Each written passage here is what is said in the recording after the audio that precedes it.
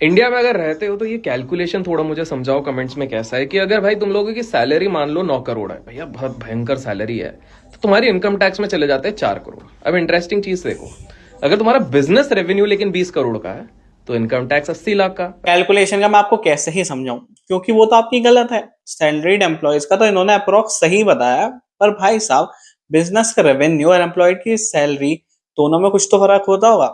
Business revenue अगर 20 करोड़ का है और सैलरी भी अगर 20 ही करोड़ की है, कुछ तो फर्क होगा ही उसमें।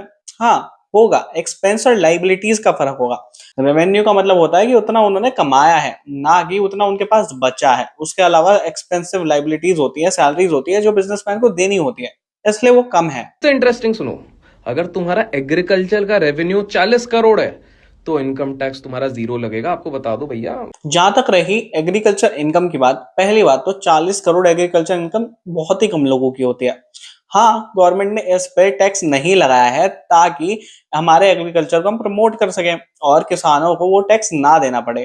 पर मैं ये मान सकता हूँ कि कुछ लोग उसका गलत फायदा उठाते हैं। हाँ, एक बाउंड होना चाहिए, एक लेवल होना चाहिए कि इससे ऊपर अगर जाते हैं तो वो किसान छोटे किसान नहीं रह जाएंगे और उनके लिए टैक्स होना चाहिए। अगर आप हमारे देश के बहुत बड़ा क्रिकेट का एक कुछ इवेंट होता है जिसके पीछे हर कोई बावला होता है, 12,000 करोड़ रुपए साल के वो कमाते हैं, उसमें इनकम टैक्स 0 होता है। ऑल्सो बीसीसीआई भी टैक्स देता है। जो ये बोल रहा है कि वो कोई टैक्स नहीं देता, वो देता है। अगर नहीं बताया तो जाकर उनकी बैलेंस शीट आप चेक कर सकते हैं, और ऐसी वीडियोस के लिए मुझे फॉलो भी कर सकते हैं।